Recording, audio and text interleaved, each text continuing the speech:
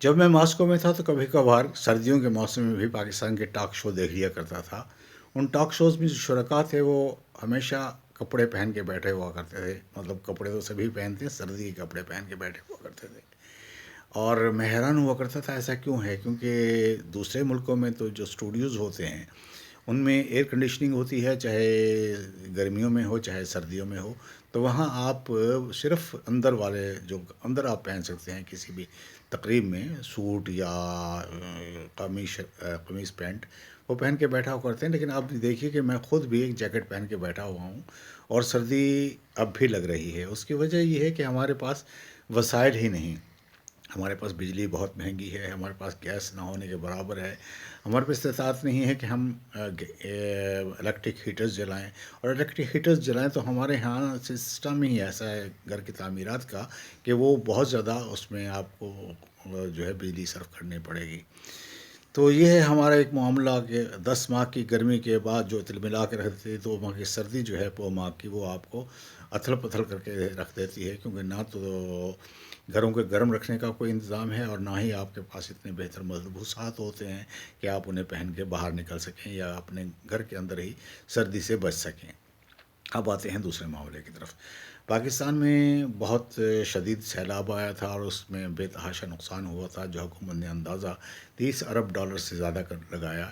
اور اس کے سلسلے میں چند روز پہلے جنوا میں ایک کانفرنس ہوئی جسے ڈونر کانفرنس کا نام دیا گیا، اور وہ باقاعدہ ڈونرز کانفرنس ثابت ہوئی کہ اس میں 10.5 ارب یا 11.25 ارب کے قریب امداد دینے کا اعلان کیا گیا. اس پہ ہمارے جو مہربان ہیں پی ٹی آئی والے، شیری مزاری سے لے کے اور اسد عمر سے لے کے اور خاص طور پر فواد چودھری تک، انہوں نے پھپتیاں کسنی شروع کر دیں کہ آپ لوگ تو اب بھیک مانگنے پہ آ گئے ہیں. بھائی صاحب، جب آپ کی حکومت تھی تو آپ تو باقاعدہ دوسرے بادشاہوں کی کاریں چلایا کرتے. آپ نہیں، آپ کے باقاعدہ سربراہ، آپ کے لیڈر، آپ کے سٹار، آپ کے وزیر اعظم عمران خان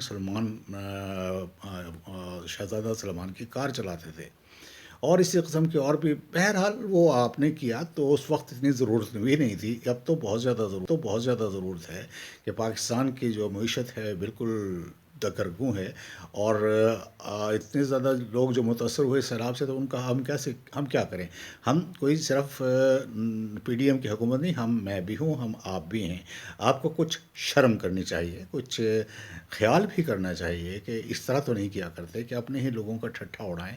اگر آپ کو امداد مل رہی ہے تو حالانکہ سر جھک جاتا ہے، لیکن ضرورت ہے اس وقت وہ لے لینی چاہیے اور اس کے لیے کوشش تگ و دو بھی کرنی چاہیے. تو وہ اگر آپ بھی ہوتے، مجھے یقین ہے آپ بھی کرتے، میں بھی ہوتا، میں تو یقیناً مجھے کرنا پڑتا. بلکہ ہمیں تو انفرادی طور پہ بعض اوقات جو ہے امداد طلب کرنی پڑ جاتی ہے. اور ایسا نہیں ہے کہ ہماری معیشت جو ہے وہ یہی حکومت کنٹرول کر سکے گی، ایسا نہیں.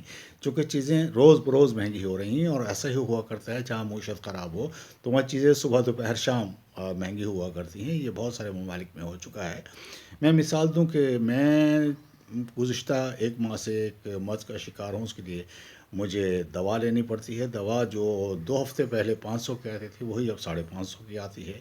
اسی طرح میں ایک دکان میں گیا اور مجھے وہاں لیکوڈ سوپ، جسے ہم ہینڈ واش پتہ نہیں کس حساب سے کہتے ہیں، واش ہینڈ تو ہونا چاہیے، خیر ویسے ہی ہے جیسے ہم ایئر فون کو ہینڈ فری کہہ دیتے ہیں. تو چھوڑیں اس بات کو.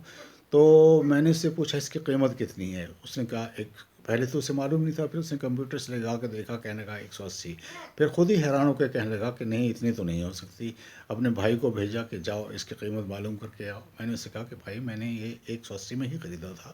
کہنے لگا جی کب خریدا تھا. میں نے کہا 1.5 ماہ پہلے. کہنے لگا لو جی 1.5 ماہ پہلے. بھائی صاحب یہاں تو ایک دن میں قیمتیں تبدیل ہوتی ہیں. پھر اس کا بھائی آیا تو اس نے آگے کہا یہ 230 اور انہوں نے اس کا چٹ تبدیل کر دی. تو ہماری معیشت، یہ ہینڈ واش یا دوا کی بات تو اپنی جگہ، لوگوں کو کھانے پینے کے لالے پڑے ہوئے ہیں. تو آپ لوگ حکومت کے ہاتھ مضبوط کریں. حکومت، آپ چاہتے ہیں کہ ڈیفالٹ ہو جائے، آپ چاہتے ہیں کہ ہماری طرف لوگ توجہ نہ کریں. تو اب میں آپ کے خلاف کیوں نہ ہوں، کیونکہ آپ لوگ تو ملک کے حق میں ہیں ہی نہیں. آپ لوگ تو اقتدار چاہتے ہیں ہر صورت میں.